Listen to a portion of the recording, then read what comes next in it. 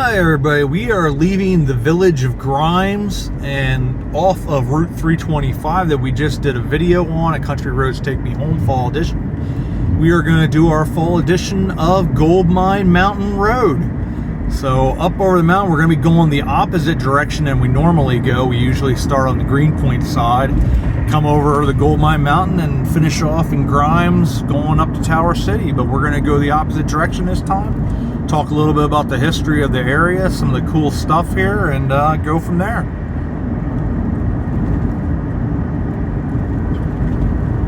So one of the things, this region is called Goldmine, also called the St. Anthony's Wilderness.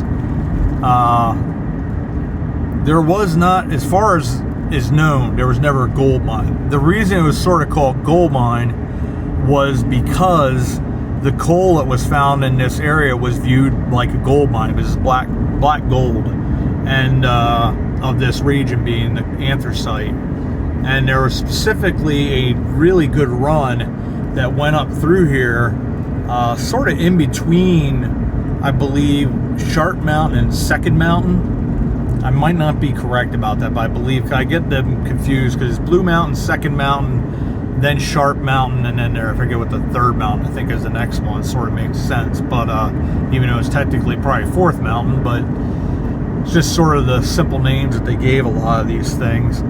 But anyways, the village of Goldmine is sort of would be the first one that we come up on, and then you have the rail line that went through, which was, I believe, the Schuylkill, Dauphin and Schuylkill, or Schuylkill and Dauphin, and now we're re-entering Dauphin County. We're just in Schuylkill County, and then at some point along this road we will enter Lebanon County. This is a road that we used to take all the time to come over to my Uncle Art's right before Christmas time. I used to love it because when you came down this side of the mountain, you'd look down and you could see Tower City, you could see all the lights. And it was just something I always looked forward to, much like, you know, a trip to Grandpa's place. It was just one of those things that I always loved. This is a treacherous road, I will say that. And at some point, once my walking skills are potentially back, I do want to take you guys up to the Boxcar Rocks, which is along this way. Unfortunately, I will never have the balance to be able to go up on those rocks again. So I'm hoping when I do get the drone going and I have my licenses and all that, I would like to take the drone up there once I'm good enough, so I'm not going to lose it, to sort of take you up above it and give you sort of that different type of view, to see just the magnificence of it. Such a neat geographical feature, but also to get to see how gigantic this thing actually is. It's just a neat feature. But you have this village of Goldmine, as I was saying before, and then down in between the mountains, you then have, I believe, the Boxcar Rocks thing coming up here shortly. I don't know. I think it is up here somewhere. Ralph and I took one of our journeys up through here as well. We went to go see the elusive tree frogs in their fun season in the spring.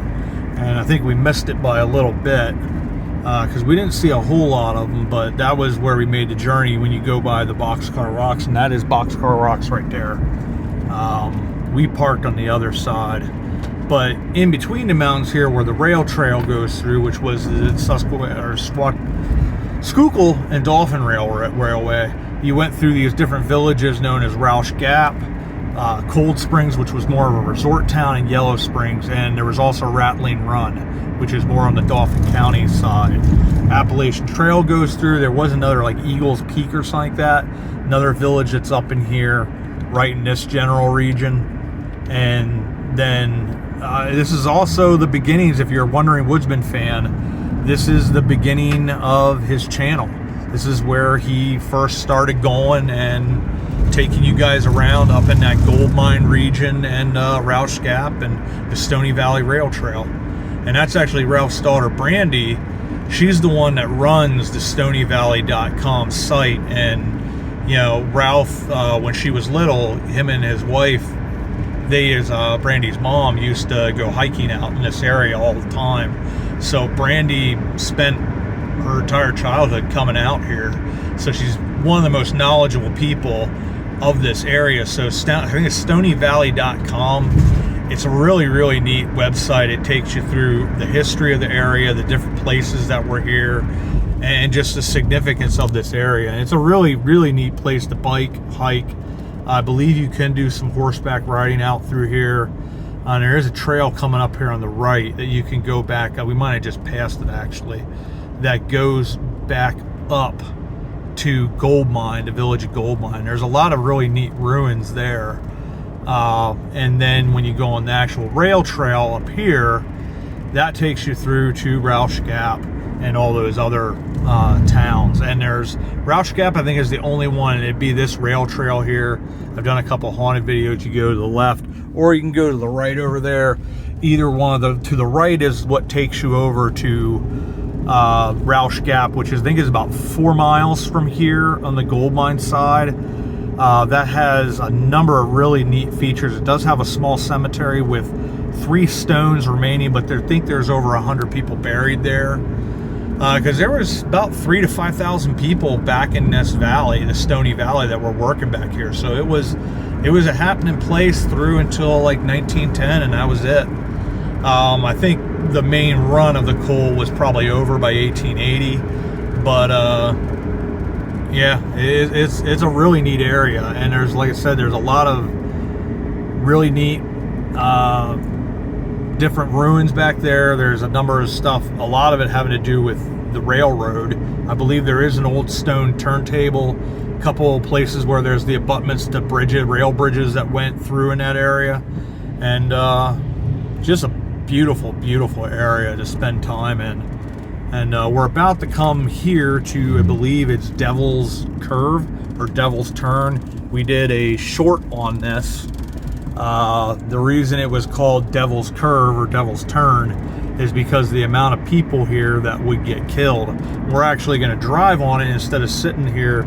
I was over here in the corner where the parking lot is, but that used to all be a wooded area, and then eventually they cleared it out, because then if you were going too fast, you shot into a parking lot instead of into a big oak tree and wound out dead, and a ghost that inhabited this corner.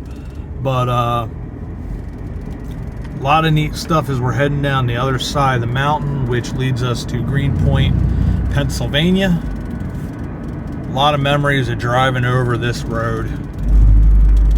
And right now is a beautiful time to drive through here in the fall and experience. I definitely would recommend not driving through here in the winter, because the winter is terrifying. If the weather is icy at all, a lot of accidents.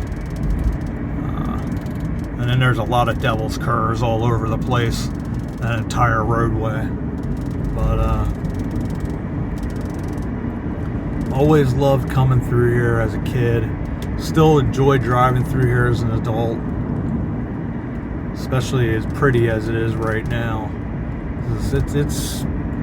It's getting to that point in that season where I wouldn't say it's at its height, but it's definitely, it's up there. It's in the midst of the change.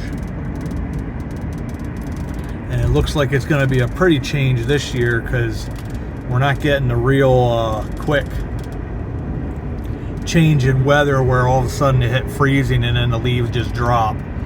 You're actually getting proper change. You can look over there and see how pretty the mountain range, and that would be, I think, over there is the Blue Mountain. Once again, I might be wrong, but I think that is the Blue Mountain over there.